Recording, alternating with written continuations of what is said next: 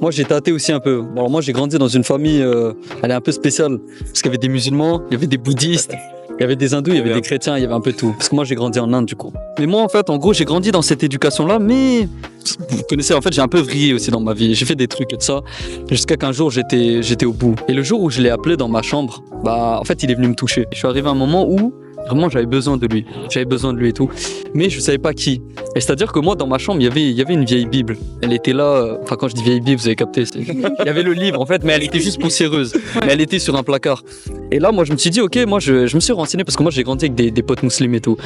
Et moi, je me suis renseigné sur tout ça, tout ce qui était les hindous, les bouddhistes et tout. Mais je me suis dit, en vrai, la Bible, ma grand-mère, elle m'a toujours parlé de ça, mais j'ai toujours esquivé le truc. Ouais. Vraiment, j'ai toujours esquivé le truc. C'était ce que je considérais comme un bouquin à l'époque. Quand j'ai ouvert ça, c'était particulier par rapport à tout le reste. Ouais. C'est-à-dire que moi, j'ai tâté, comme je vous ai dit, un peu partout le terrain et ça, etc.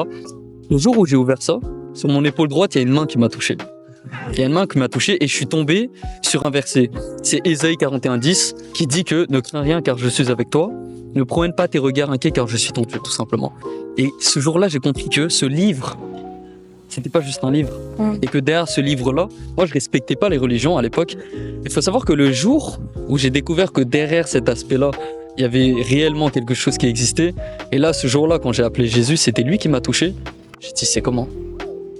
Et depuis ce jour, il faut savoir que moi, en fait, avant, je voyais des gens comme nous venir interroger, venir parler de Jésus.